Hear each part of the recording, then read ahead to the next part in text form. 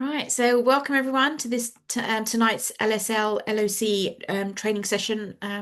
We've got Simon Browning again. I'm just going to pass over to him and over to you, Simon. Thank you. Lovely. Thank you very much again. And good evening to all you once again out there on a slightly cooler evening. So that's good. This evening, we're going to do a sort of virtual workshop. And we're coming back to autofluorescence again, because obviously we've done lots of bits and pieces about ultra wide field imaging and looking at different processes and what have you. This evening, we're coming back to look at autofluorescence and some decision making on autofluorescence. So very much like last time's session, what you'll need to do is have a pen and paper to hand. There's going to be lots of questions and things thrown at you for you to answer to see how your understanding all of this is.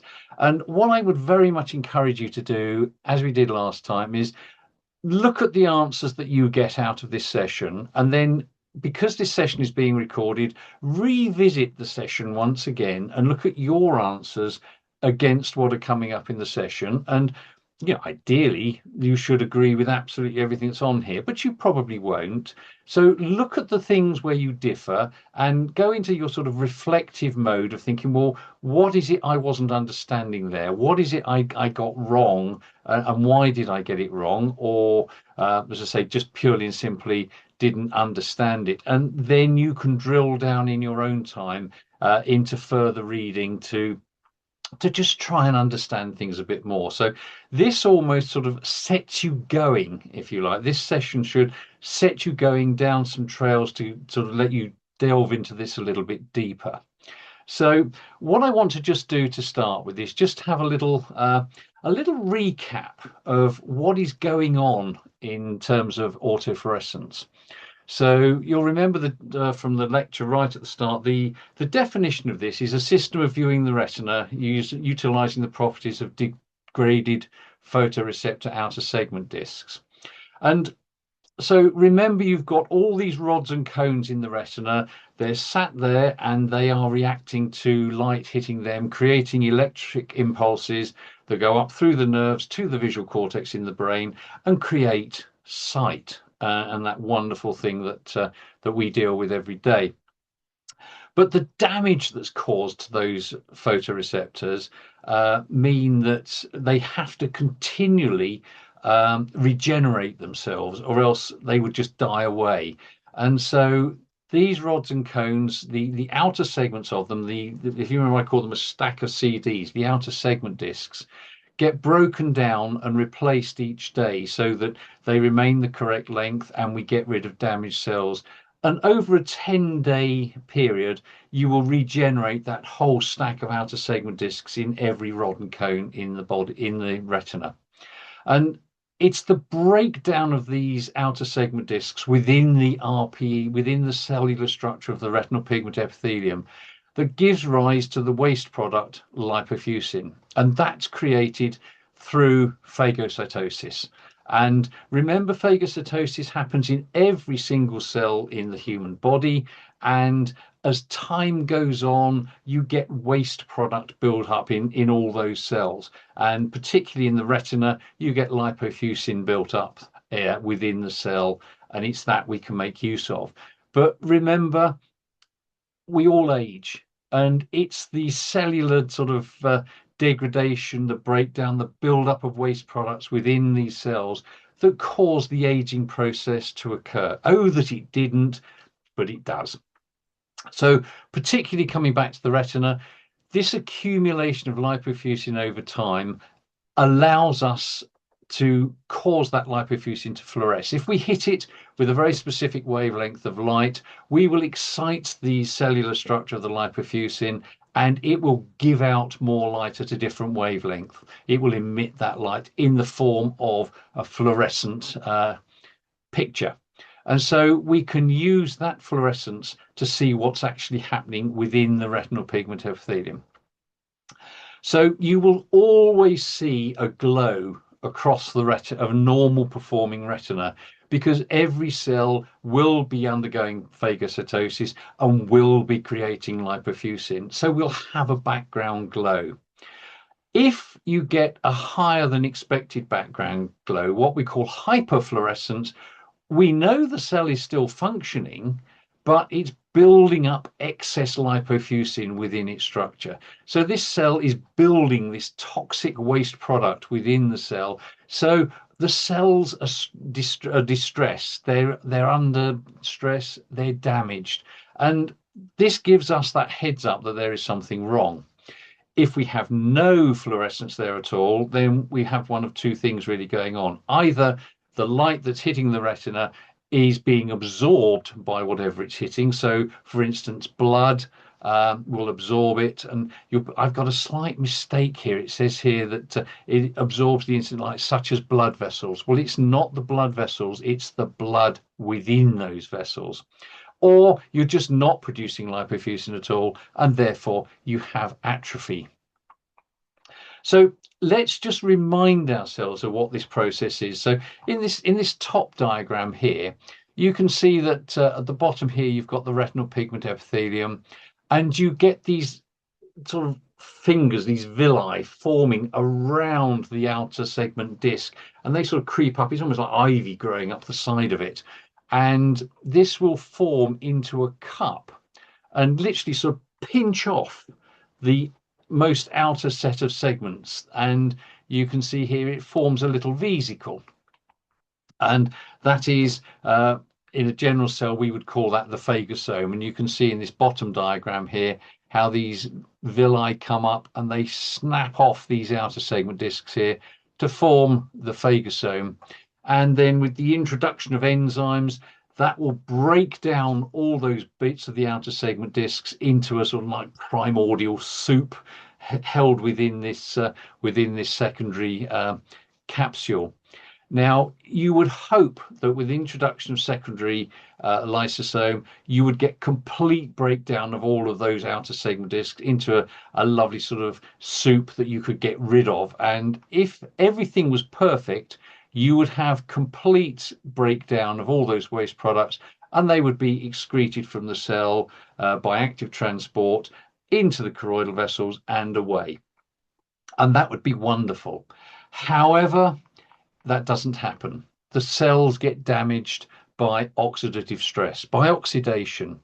Ironically, the thing we need to breathe in every day to keep us alive, oxygen, is also toxic. And the oxidative damage that is caused within these cells means that we don't get complete breakdown of the waste products. And so we're left with lipofuscin granules within the cell. Now, once that's there, of course, it does give us the opportunity to see what's going on by using the fluorescence that we can see. But of course, if that becomes too great, the cell becomes toxic and it dies and you get breakdown, which is what happens in macular degeneration. But it's the production of the lipofuscin that gives us that fluorescence that we can see. So with that in mind, bear in mind when we're looking at images here, we're looking at the fluorescing. So here we have two images in autofluorescent mode. And again, if you've got your pen and paper ready there, we've got a series of questions coming. So first question, if you want to butt in at this stage, please feel free to unmute yourself if you've got any questions or queries. Let's have a bit of a two-way conversation as we go through here. But looking at these images, why does that central area appear brighter in both the slides? What do you think is the cause for that brighter fluorescence in both those slides?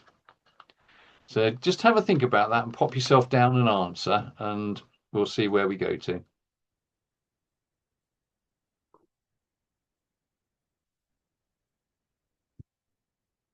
So, does anybody want to just shout out why they think that's brighter in the center region on both those slides? Just to remind you that you're all on mute. So if you're shouting out and we're ignoring you, it's because we can't hear you. So please do take yourself off mute if you're saying an answer. And you don't have to be right. There's no No, there's never. I always say there's never a wrong answer. So we've got lots more questions coming, so there's lots more opportunity to come in. So the simple reason why that looks brighter in the center is, as I said just now, lipofuscin is a byproduct of normal metabolism, and you've just got more rods and cones in that central region of the retina, because that's where most of the image formation takes place, on the back of the eye, and therefore we want the maximum processing going on there. So if you've got more rods and cones packed into that area, then you're going to get more of a background glow in that area. So this brightness you see in this central region here, that is indicative of a normal functioning retina. You would expect that. In this one, it looks a bit different. So what is the most likely cause for the difference in brightness between the two images in these retinas? If both of these are perfectly healthy, why is the one on the right brighter than the one on the left?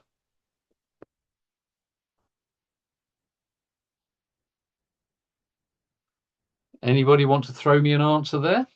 Or are you all keeping your powder I'm dry? I'm going to add a question. Am I allowed to be involved? Please, yes, please do. Okay.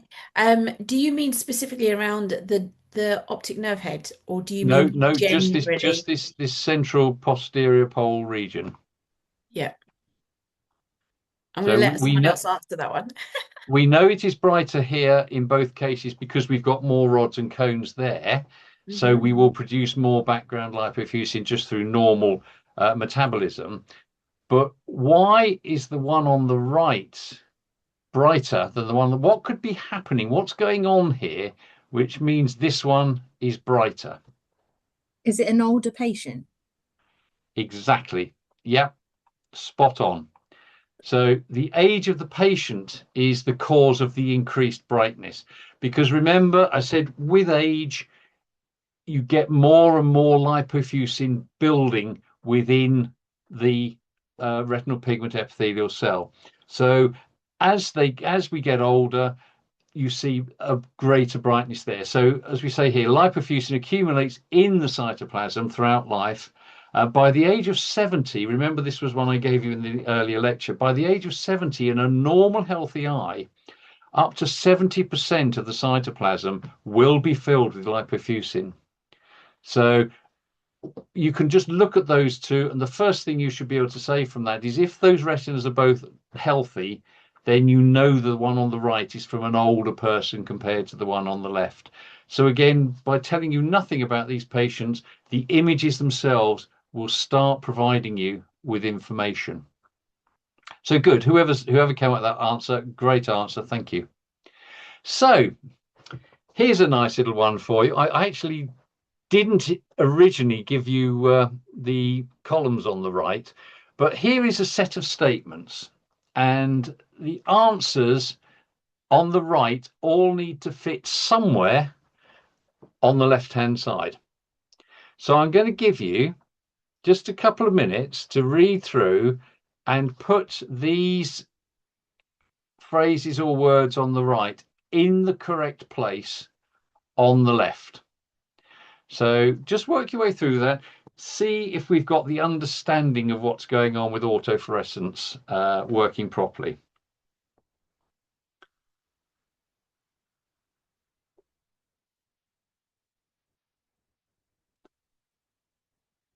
So I should add the ones on the right are not in the right order. So you've got to find the right order for them. So give you just another minute or so.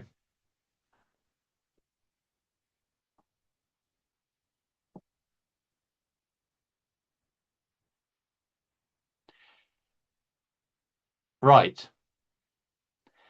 So let's have a look at how you've got on.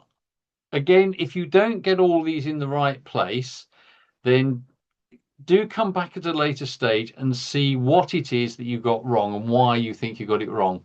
So when you view an autofluorescent image, you are looking at the fitness of that retina at that point in time. You are looking at how well it is metabolizing the waste products, the outer photoreceptor outer segment discs within the retina. So an autofluorescent image is literally giving you a view of the fitness of the retinal pigment epithelium to perform its tasks. You are viewing this in real time. This is happening as you look at it. Sometimes you look at a retina, you see a hemorrhage on it. That could have happened a week ago. That could have happened a month ago. You don't know when it occurred. When you look at an autofluorescent image, you are looking at what is happening now. This is real time. You are viewing the active stress levels within a retina. So because you're looking in real time, you're looking at the active stress levels that are going on at that point in time when you are viewing it. So traditional imaging of the retina looks at the structure of the retina. Remember color images, OCT images, Volk, fundus camera, ophthalmoscope. These are all looking at the surface of the retina or the different layers of the retina, and they're looking at the actual structure of the elements within the retina. Autofluorescent imaging shows us the functionality. How is that retinal pigment epithelial layer functioning? How well is it performing its task of getting rid of the waste products? So in an autofluorescent image, hyperfluorescent regions are suggestive of active retinal stress. Remember, too much lipofuscin says I'm building up more lipofuscin. I can't get it out the cell. I'm in trouble, and it's happening now. This is actively going on now. But the retina is obviously still functioning. The retinal pigment epithelium is still functioning because it's producing lipofuscin. In an autofluorescent image that's hypofluorescent, then that is indicative of retinal cell death or atrophy, or as I say, something that absorbs the instant light. But generally speaking, when we're looking at the cellular structure of the retinal pigment epithelium, then that is no longer functional. So hopefully you got all of those in the right order there. As I say, if you didn't, do go back and review what's going on, especially if you've got the last two in the wrong order, because that's obviously really, really important to understand as well. So let's have a look at some images then. So what retinal condition are we looking at in this image? Now, I apologize that it's a bit washed out in the center here, but just have a look at that and see if you can tell me what you think might be going on there. Again, if you want to write something down at this point, please do so. And then I'm going to ask the obvious question, does autofluorescence assist in the diagnosis? Well, looking at the structure there, that's looking, although it's a bit washed out in the center, that's looking pretty good. So then we get the autofluorescent image. Now, for those of you with good memory, will know I've shown you this slide before. But what retinal condition is now apparent on there? Angioid streaks. Very good. Yes, angioid streaks. And again, you can see here the difference between the structural image, which looks pretty good, versus that autofluorescent image there. So well done. And it's there. Now, okay, so we've got angioid streaks, but what does that actually mean to us? So what systemic pathologies can be associated with this retinal state? What sort of things will come to mind that you need to either refer for further analysis or you need to understand are happening here? And I'm going to give you a slight heads up here. How many of you have heard of Pepsi? And I don't mean the canned drink. So we have a nice mnemonic here for the things that can give rise to angioid streaks. So you've got 5 words there, or 5 conditions to come up with. So let's see how many of you come up with any of them. So pseudoxanthoma elasticum. Anybody get that? Yep, I can see a few nods coming up there. Good. Ehlers-Danlos syndrome. Yeah, good. Paget's disease, sickle cell anemia. Sickle cell anemia, quite a common one to look at. And if you see I in anything like this, it's always worth chucking idiopathic down, because at the end of the day, sometimes there can be no obvious reason what is causing this. But that may be a reason in itself to refer that patient, or it may just be who knows what's causing it. So Pepsi is a very nice little mnemonic to have there with angioid streaks. So seeing an image like that, what are the likely symptoms that you're going to have with this patient if the macula is not involved?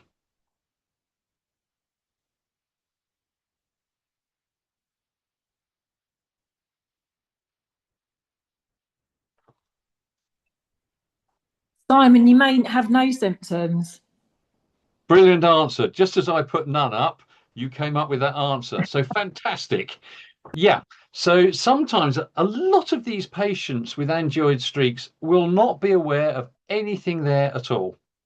So often you will have a patient who is completely unaware there's any change there and they are completely asymptomatic. So although it might look quite spectacular, they might not necessarily be aware of it. So what are the likely symptoms if the macula is involved?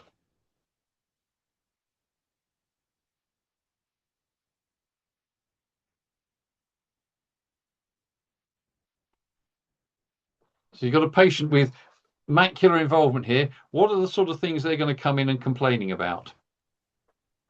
Simon, dark patches, maybe metamorphopsia, that kind of thing, distortion, maybe. Metamorphopsia appears as you say it. Blurred vision. It's another one. So they're the sorts of things that straight away should guide you to look to a patient coming in with metamorphopsia, blurred vision.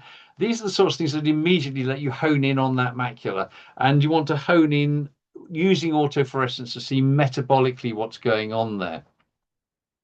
So besides those symptoms, then, what can be other complications with angioid streaks?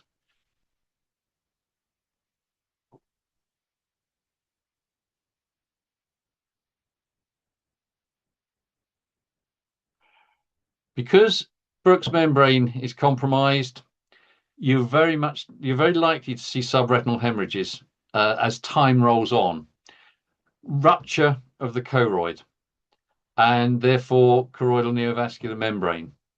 So all of these things are gradually going to happen over time with these sorts of conditions if the retina remains heavily compromised. So knowing that although these things may not have occurred yet, there is an increased risk of occurring, what advice would you give to patients with these sorts of changes on their retina? If they're asymptomatic, but you know this is a sequelae to this.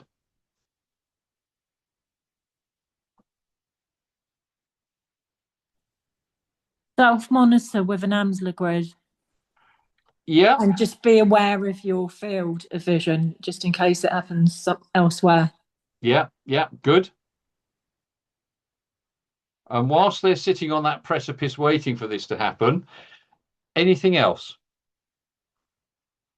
Just good housekeeping. So what good housekeeping rules can you give to these patients? Sunglasses, stay out of the sun. Yes, absolutely. Don't look at the eclipse. Good diet. Good diet, excellent.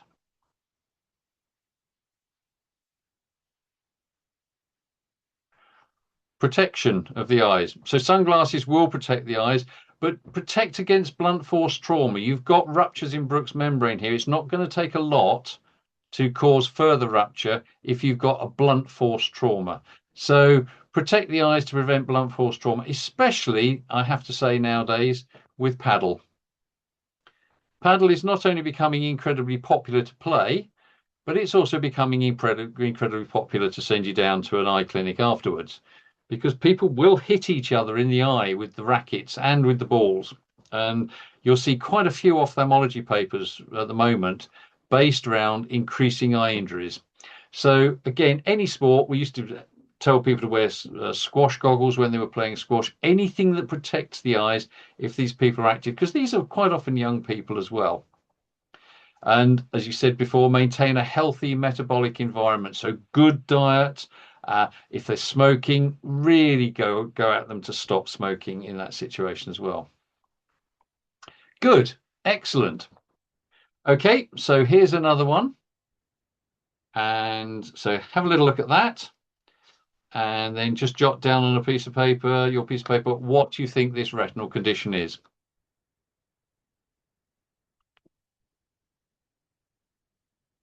And anybody want to tell me what they think they're looking at there?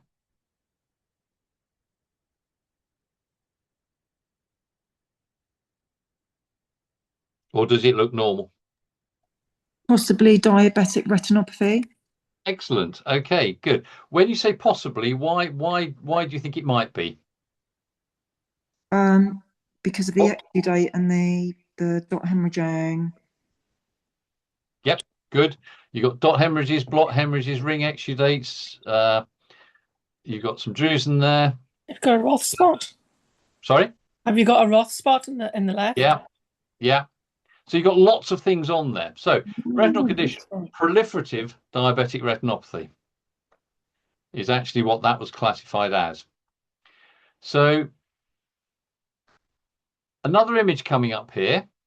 And what specifically is the difference between the image you can see there and that image?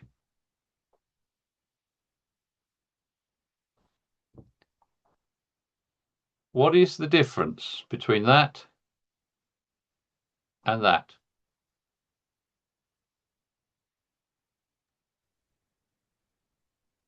I'm going to get this the wrong way around, but is that red free? Green free? No. Red. No. No.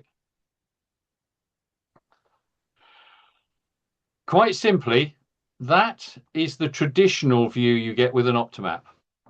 That is the pseudo color image that most Optomap systems traditionally use. So they were using a red and a green laser to generate a color image.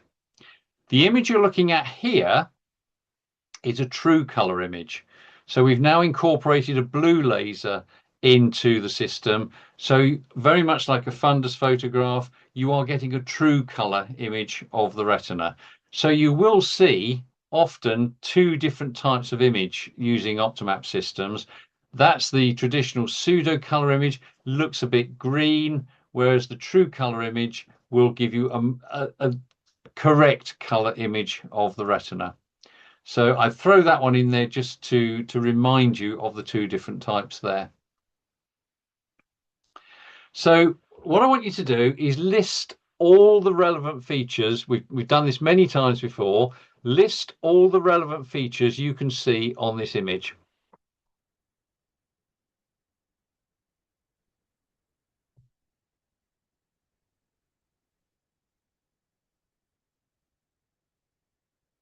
I'll give you again a couple of minutes for this because there's lots of things on there that you can list if you want to.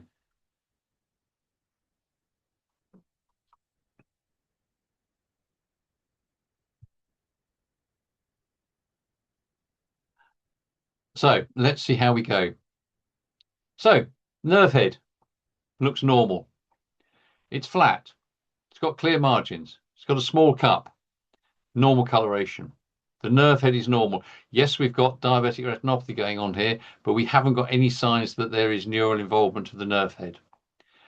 Possibly macular changes going on in here. There's changes to the retinal vessels. There's very obvious changes to the retinal vessels going on here. Caliber difference. Increasing tortuosity as vessels decrease in size towards the periphery. Remember, the smaller the vessel, the more you will see subtle changes. You probably remember when you get flying vessels on a glaucoma cupped nerve head. When you look at the big vessels coming into the cup, they don't bend over the cup. They seem to go in slowly, whereas the small vessels, they tip straight over the edge of the cup. So finer vessels will show you finer caliber changes much sooner. So look at those fine vessels in the periphery. You've got dot and blot hemorrhages. centrally, but also a significant amount of hemorrhaging in the periphery.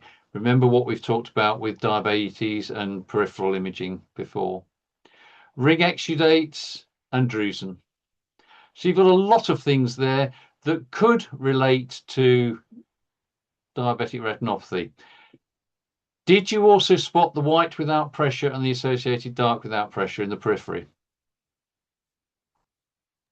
Yes. Good, excellent, well done. If you didn't, go back and look again and remember when we're looking at these images, we take in everything that's there initially, because that in itself tells you you've got vitreoretinal traction going on. You've also got a heavily compromised retina with hemorrhaging on it. You're going to get traction due to the hemorrhaging as well. And so therefore, traction is an important thing to consider at this point. I'm not going to ask you what your diagnosis is because we've already done that. It's proliferative diabetic retinopathy. So let's go and look at the, remember I don't like to call it red-free because it's not actually a red-free channel. This is just the green laser channel here. This is looking at the surface of the retina. So what information do you gain from this? What enhanced information can you get from just looking at the retinal surface?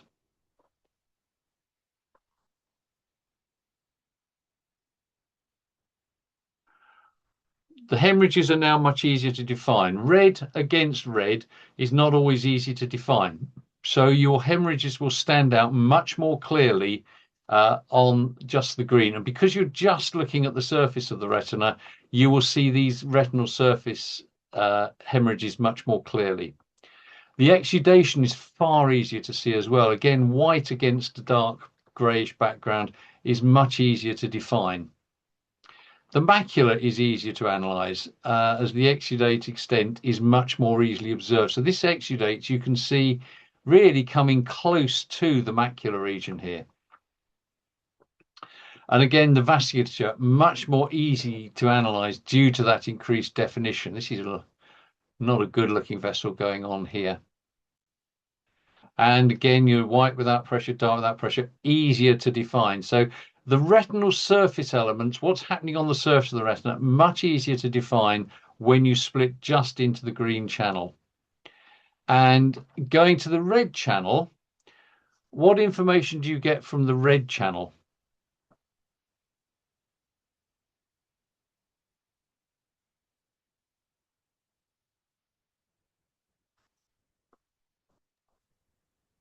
Choroid, the state of the choroid? Yes, you can see the choroidal vessels much more clearly. You can see your vortex vein ampullae much more clearly as well. So you can see down, because you can see those choroidal vessels, it looks as if certainly peripherally, you've got no signs of fluid underneath the retina. When you look around the central macular region, around those exudates, it's a lot more hazy in here. So maybe you've got some early edema going on there. Can't be sure, but maybe you have. You need to ask that question. And that area around here certainly coincides with the edge of those ring exudates as well. The one thing you don't straight away is the retinal hemorrhages are less easy to define. And that's because, why are they less easy to define in this image? Again, because you're looking at the choroid, you're looking much deeper. Correct. Yes, the hemorrhages are all happening above. They're all on the retinal surface. This laser, the red laser, has taken us down to a deeper level. And so you won't see those surface hemorrhages as easily. Any hemorrhages that are observed may suggest that they are not just on the surface of the retina, but they may actually have gone into the deeper layers of the retina as well. So bear that one in mind as well. So you've not just got the retinal surface involved. And hard exudates are intraretinal, so hence they will be seen on both channels because they're neither on the surface or necessarily at the choroid RPE interface. They are intraretinal, so you will see them on both. Now let's look at the autofluorescent image, because this again is a different view. And remember, here we're looking at functionality, but you can see that brighter area in the center once again. So you can immediately see the autofluorescent image So why does it seem to show up those hemorrhages much more clearly? Is it because they're absorbing the light? Yes. Yeah. Blood doesn't fluoresce and therefore show dark against a fluorescing background. So you can actually see a lot more hemorrhages going on. And so autofluorescent will help you very much show the true extent of the hemorrhages. But what other features can you see highlighted in the autofluorescent image?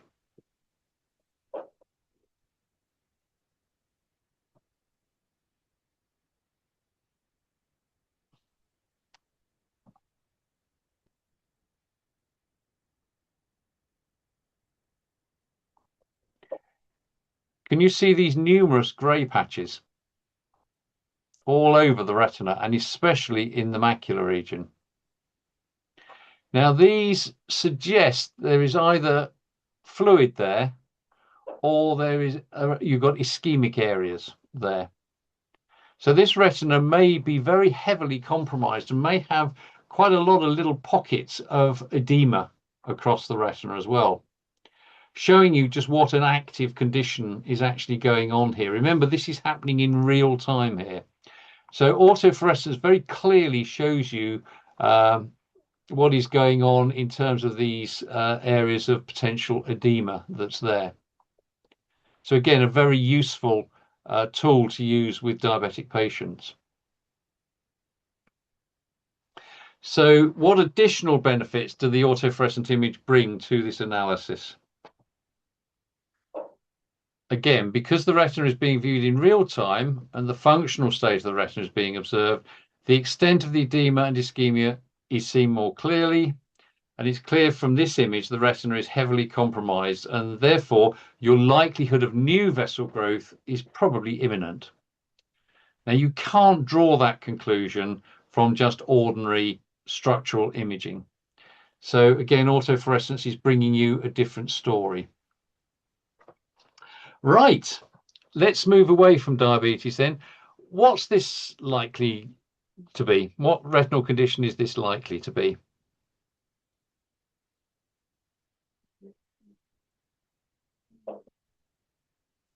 Anybody want to throw me some ideas?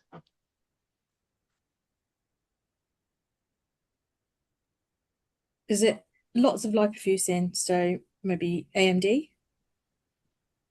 Right. It's probably too organized for AMD. Oh. It's very nicely organized there. Is it an old macular hole? Nope. Could it be, Simon, could it be adult vitelliform? It Maybe. could be, but I wouldn't expect it to look like that, honestly. What we're looking at here is an established central serous chorioretinopathy. Oh. Yeah. And if you remember, I said if it's established, a lot of these patients used to be discharged when their vision had been returned to normal and being told everything's normal, fine and healthy. There is often a lot of ongoing compromised activity within that macular region. So why would that hyperfluoresce in the macular region? What is the cause of that hyperfluorescence, do you think? Is it where the fluid has sort of now dried up and it just leaves kind of a telltale sign? As you said that, I put the answer up because you were heading down the right road completely. The RPE and choroidal dysfunction results in accumulation of subretinal fluid and a serous retinal detachment. So it would show up on OCT very nicely as well, but this is where you're getting this malfunction of the RPE and choroid. And so your subretinal fluid accumulates and you get this hyperfluorescent glow in the center there. It initially will cause hypofluorescence because subretinal fluid will block the signal, and so it will look relatively hypofluorescent. But you then get debris and waste products accumulating as subretinal precipitates in that central region. So when you get these waste products building up and blocking the lipofuscin into the cells, you get hyperfluorescence there, with an associated subretinal fluid. And if you remember back to one of the original causes of hyperfluorescence, it is subretinal fluid is that cause. So as time develops on, the serous detachment develops a granular or stippled hyperfluorescence, and most notably round the margins, you'll see a slightly brighter hyperfluorescence there. So you see patients like this, if you get an autofluorescent image like this, and they've not told you very much, if you just ask them the simple question, have you ever had bouts of blurred vision or lost vision in the past, you'll often find that they've had these bouts of blurred vision going on due to maybe subacute CSR. Couple that with the type of personality of people that get CSR, and you in the right line. Now, here's a CSR. Why is this version of the retinopathy different to the previous one? What's going on here? What do you think this is telling us about this CSR? Because you've obviously got a large area of hypofluorescence here, and you've got lots of little areas of hypo here, but with hyperfluorescence all around the edges. So what do you think this is telling us about this patient?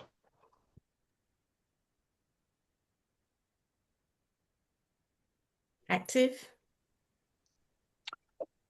Could be, but what's it all doing down here? How come this has all become involved?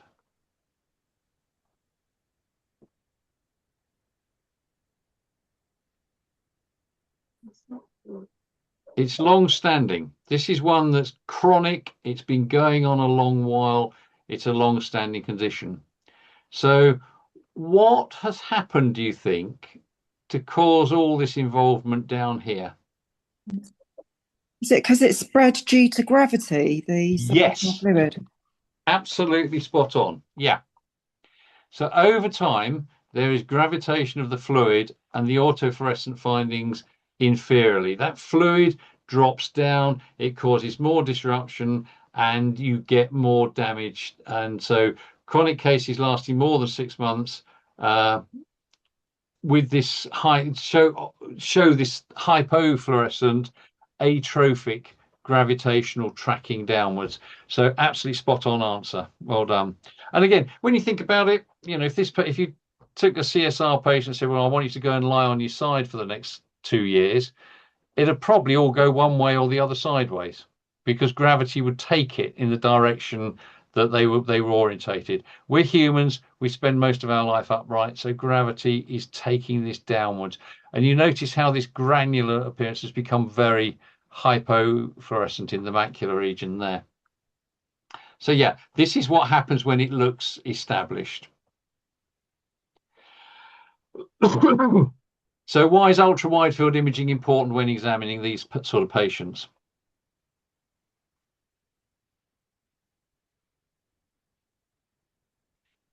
Quite simply, over 50% of these patients have damage in the peripheral retina as well. So it's really, really important not to just look at what's happening in the center here, but to know and understand what's happening in the periphery as well. So 50% is a high enough percentage that we should be looking there every time. Now, I just want to introduce, this is a rather good thinking. I'm not going to go into this at length, we'll be here all night, but this was a set of consensuses that came up, and I'm not going to go through them all in detail, but basically what they've done is they've come up with a set of consensus statements, and it shows you just how much agreement there was on it. And within those agreements, how many sort of said, yeah, we totally agree with that statement, as opposed to, oh, I'm not having anything to do with that. And it's just interesting to understand CSC. And so I'm going to leave you to come back and look at this, because there's a lot of information in here, which you can see here. Standardized classification based on multimodal imaging is critical for improving diagnosis and treatment. And, you know, you can see there, 66% agree, 35% strongly agree, 35% agree there. Basically, everybody agrees that we need this multimodal imaging to do this sort of thing accurately. This was a rather nice one as well. Psychological stress and specific personality traits have been associated with an increased risk of CSC. Remember, in previous lectures, we've talked about this.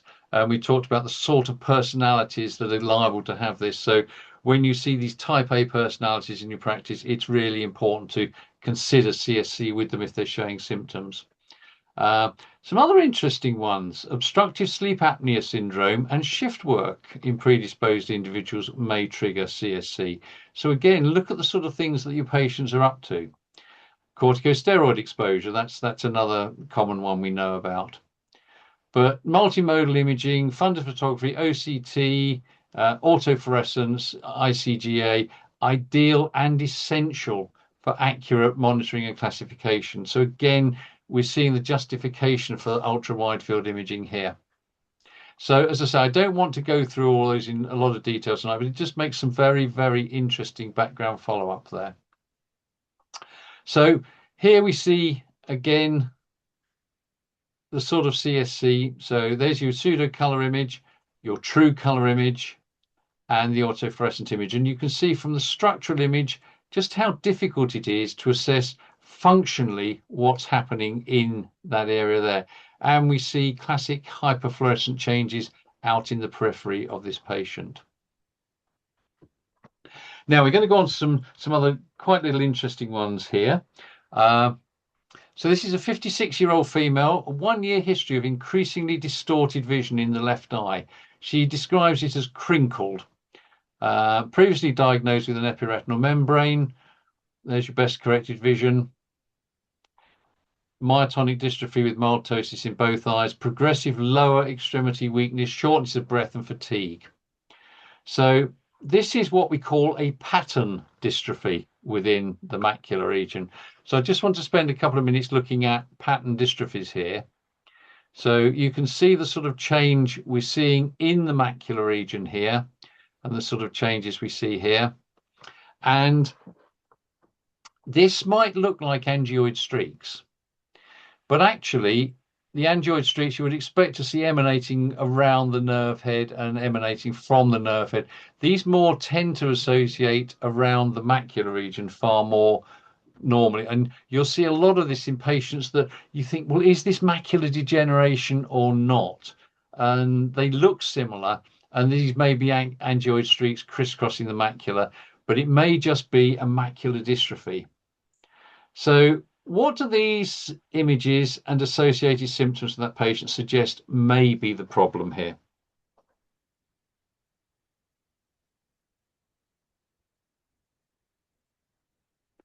I kind of gave you the answers as we led up to this question.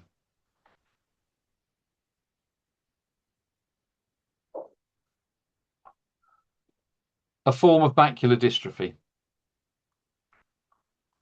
So what can you see here? What sort of shape? I have to say I had to take a bit of a leap of faith when I first looked at this, but what can you see here? You've obviously got a macular region.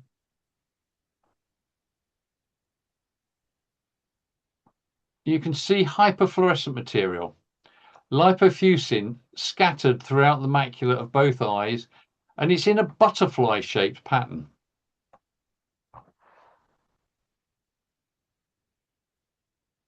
And you've got hypofluorescent areas, and those hypofluorescent areas correspond to the pigment clumping that we could see around the macula here. So there is the pigment clumping, there's the hypofluorescent area associated. So this is what we call a butterfly pattern dystrophy. It's one of the macular pattern dystrophies that they are, and it's a very, very common one. And as I say, often you'll look at this and think, is this early macular degeneration with angioid streaks causing the problem? But it's not. It usually occurs in midlife. Patients are normally asymptomatic at the time of diagnosis, but it can cause moderate loss of vision in later life.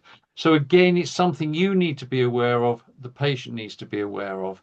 And the temptation is to say, is this early macular degeneration? Because macular degeneration in a lot of cases will mimic the appearance of pattern dystrophy.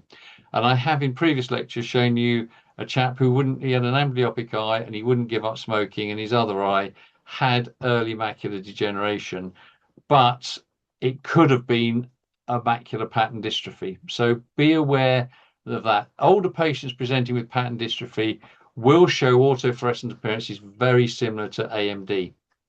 So you need to differentiate between the two. And so you can monitor and distinguish between the two by using autofluorescence to look at the changes in the fluorescent pattern that you're seeing there. You get these very classic sort of butterfly-shaped patterns here with a pattern dystrophy that you don't get with AMD. So bear that in mind as you go through those. And again, here you see some other types of dystrophy here. And you can see, again, it looks like angioid streaks. It could be AMD, but you get this very characteristic pattern of hyperfluorescence that is not similar to what you will get with AMD. Here's another classic one. These all look like little angioid streaks, but actually they are just a pattern dystrophy going on here. And you can see the sort of difference you get and how the autofluorescence shows this up much more apparently there. Another nice one there. So these look different to macular degeneration. Right. So let's come back to some old favorites here. So why did the answer come there? Why is the autofluorescent image helpful here?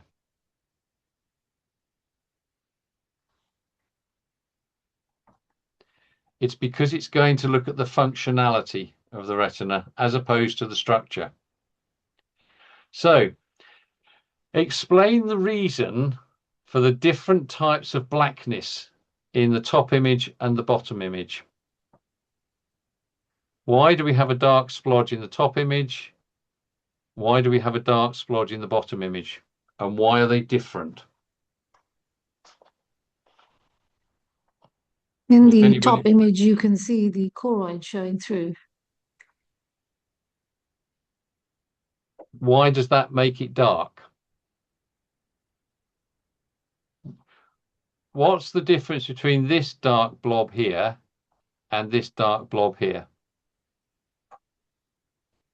What can you see in the top image that you can't see in the bottom image? And what can you see in the bottom image that you can't see in the top image? I mean, is that lipofuscin on the surface on the top image? No. A good question, and we did cover that in the lecture that we did this in, but it's a very, very good question. Lacuna, isn't a lacuna as it's called, isn't it? There is a lacuna in there, yeah. But what is causing this darkness here? What is it you can see here that's called, whoa, can't give you the answer. What is this darkness here? What are you looking at here? What's causing this darkness? Hyperpigmentation. Yes, absolutely. What is causing this darkness here? Loss of lipofuscin. Cell death. Cell death. Yeah. Excellent. Well done. So you're looking at two completely different things here. The top image is looking at the structure of the retina. So the blackness that you can see there is the presence of dark pigment within the lesion. So the darkness there is actually the pigment, the real pigment that's there. The hole or lacuna in the lesion is where the pigment has gone away. It's dissipated. And that's what also gives us the confusion here as to whether we've got lipofuscin here. Is that orange pigment lipofuscin or not? Down here, we are not looking at any pigment whatsoever. This has got nothing to do with pigment at all. What we're looking at in the bottom image is the functionality of the retinal pigment epithelium. There is no functionality within that area there. Therefore, there is no lipofuscin formed. Therefore, that area is dark. And that's why it's completely dark. The lacuna is not is not having any influence in here at all. That whole area is non-functional, and that's why it looks dark in this bottom image here. Does everybody grasp that concept? Because that's really, really important. This classically highlights the difference between structure and function here.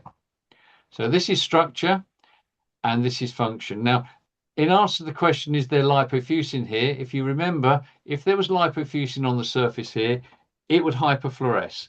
It's not hyperfluorescing, therefore there is no lipofuscin there. So I've deliberately brought this one in to show you that this darkness and this darkness are for two completely different types of darkness, two completely different reasons. So conscious we started a little bit late, so I'm going to do a few more here. What is the lesion shown here?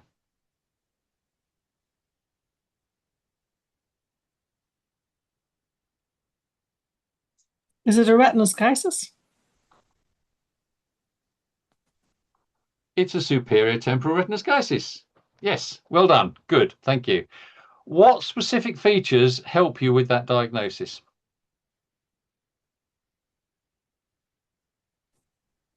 The way the blood vessels go? Yeah, that's one very good reason. Another one?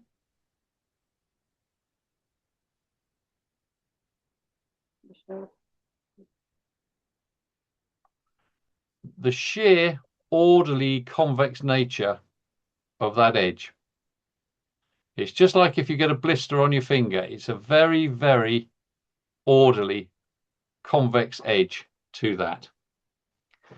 So that's the thing to look. If you've got a slight little sort of concave bit coming in here, so it's sort of convex, convex, convex, concave, convex, convex, that is not a schisis. That's either a collapsing schisis or it's a retinal detachment. So that the concavity, so convexity is the thing to look for there. On the color image, you can see these little white dots here. These are called Gunn's dots. Look for those, magnify the image up. You will see Gunn's dots very frequently on a schisis. And as you quite rightly said, the changes in the appearance of the retinal vessels as they cross the lesion. What other tests would help you confirm that?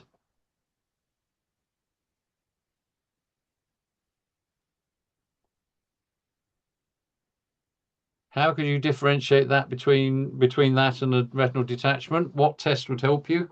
Check for Schaefer's. You could do. OCT. Fields. Fields, that's the one. And why would fields help you? You'll see a scotoma if it's a detachment. Maybe. Absolute with a schisis. Yes, that's it. That's the you will see a scotoma, but with a schisis you will see an absolute scotoma. Remember the schisis, you're splitting the layers of the retina apart, so you're pulling the plugs out the wall. With a retinal detachment, the whole of the retina detaches, so it's actually still able to send impulses back up to the visual cortex. Highly, highly compromised, which is why you'll get a scotoma, but it will be a partial scotoma, whereas with the schisis you get a complete, total scotoma, absolute scotoma. So peripheral visual field, always a good one to help you as well. And of course, our old friend OCT, provided you can get the OCT that far out. Obviously, ultra wide field OCT is your friend in that one. So this looks hypofluorescent. So what's actually happening within the retinal pigment epithelial layer that creates the hypofluorescent appearance of the lesion?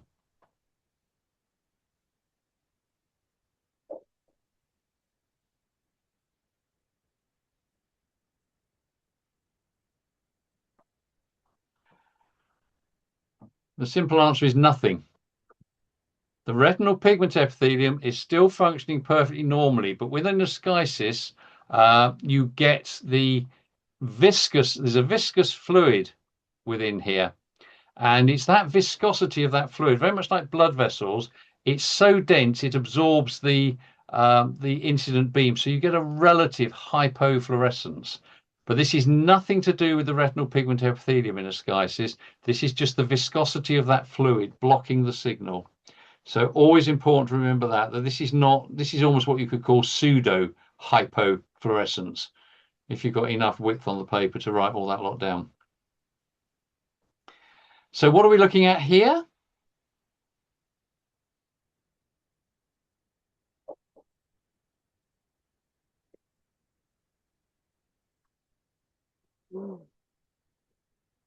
What retinal condition do you think we might be looking at here? Is it a bullseye maculopathy? Looks like it, but it's not. Oh, Naughty by me. You're drawn to the autofluorescence. Look at the color image as well. See if that helps you.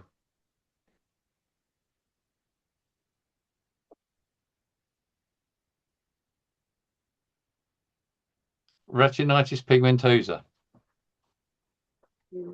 And you can see the bone spicule here. It's not obvious. That's why I've given it to you. I'm being mean. The autofluorescent image is what gives it away here, because the structural color images show early pigmentary changes, but the autofluorescence here shows you a much more obvious sign of hypofluorescence here. So all of this retina is compromised, but the hyperfluorescent ring around the central region is like the border. So this is healthy retina in the center here, but the rest of it is very heavily compromised hypofluorescent retina. And this ring will shrink over time. It'll shrink, shrink, shrink, shrink, shrink, shrink. And if you remember, a lot of ret pig patients have a very good tunnel of vision centrally, but the rest of their vision has gone. And this tunnel gradually shrinks. But that hyperfluorescent border is the edge of the compromised retina there. So again, look for the hypofluorescent area and then look for that ring. Very similar to bullseye maculopathy, but you've got a different appearance out in that periphery there. So as I say, the ring shrinks more and more as time goes on. But that's where autofluorescent, if you've got autofluorescence and you can lay one image over another over time, you will see this ring get smaller and smaller and smaller. So your comparison overlay allows you to monitor the progression of that, and also uses a very strong tool with your patient to explain why they feel their vision is getting worse. And again, here's some other ret pigs here, and you can see this classic hyperfluorescent ring in both cases here. So the parafoveal ring of increased autofluorescence, which will constrict over time. So just a couple to finish with here. What are we looking at here? And what does this image suggest we're looking at here? A melanoma, maybe. Yeah, could be. Anything else? Let's be a bit more optimistic. Or it could just be an EVIS. It could be. There's the green channel. There's the red channel. So this is a choroidal nevus with overlying drusen. So what does that suggest about the lesion? You've got overlying drusen. It's old. It's It's old. old.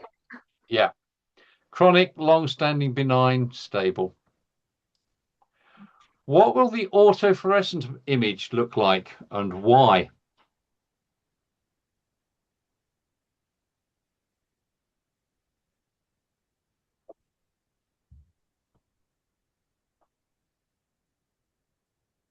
isn't it going to look normal because it's a choroidal nevus rather than a melanoma? And there'll be no lipofuscin snot on the autofluorescence. I do love it when you say that each time. It's great.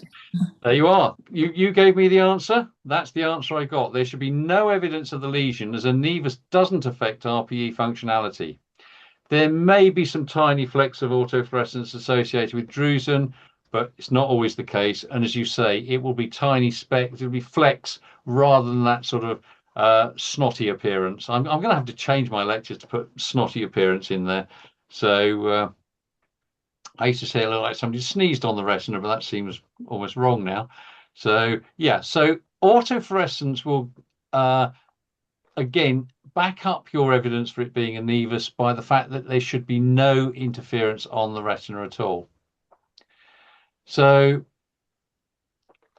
a few more images coming up. What do these images suggest we're looking at?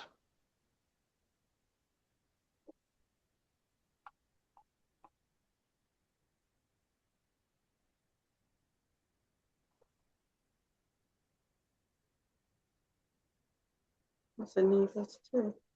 It is a nevus. You're quite right. Absolutely. It's a choroidal nevus. This one has got overlying drusen on it. So again, what does that suggest?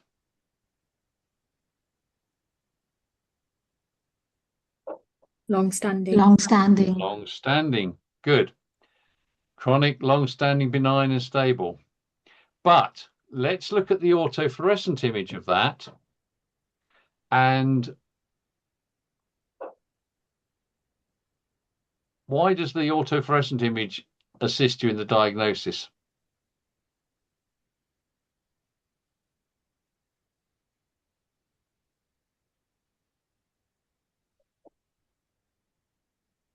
To all intents and purposes, up until that point, this looked like it was following all the rules of a nevus. And I still think it does. But as soon as you get to the autofluorescent image, you've got to ask the question, why have we got this hyperfluorescence over the top of that lesion? This looks like that sort of sneezed on appearance. So could this be a long-standing nevus that has decided to turn malignant? You've got to go on from that. You must have serious doubts at this point. So you've then got to think, well, have I actually got something that's changing here? Is this changing into something nasty? You would want to go on an OCT that to see if there's any fluid, or if you didn't have access to OCT, you would most certainly want to refer that for further analysis. So that's where until we get to the autofluorescent image, this is looking to all intents and purposes if it's a long-standing benign chronic nevus. But the autofluorescence shows us the presence of lipofuscin that could well be on the surface of the retina. We need to follow that one up. And I'm conscious now we've overrun, unlike me. Let's drop to this one here. So what could this lesion be?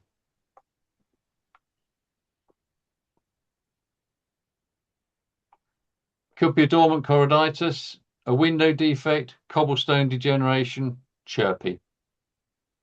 So again, autofluorescence is going to look at the functionality of the retinal pigment epithelium. If there's no function, there will be no fluorescence, even though there's no pigment there. A uniform dark lesion suggests a chirpy, regardless of whether the lesion is pigmented or not. And that's what you've got there.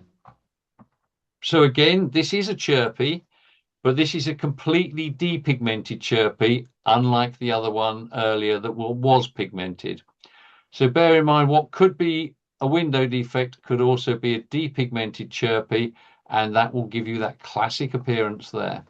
So autofluorescence gives you the differential diagnosis. Now, I'm conscious we've run over. There's one more here, which always looks spectacular, but I'm going to get you to go back to that one in your own time, just to see what you make of that. And then I just added that in at the end there. It's a chart I've given you before, but it's just a very good one to remind you of what these different lesions will look like in the red channel, the green channel, but also what sort of changes you will see with the autofluorescence. Okay. So remember, you're looking at the fitness of the retinal pigment epithelial layer with autofluorescence. You are looking in real time at what's going on. You cannot do that with ordinary color imaging. So autofluorescence is an essential part of any retinal review because you can often see metabolic changes, giving you the opportunity to intervene at an earlier stage. And there we go. Brilliant. Thank you so much.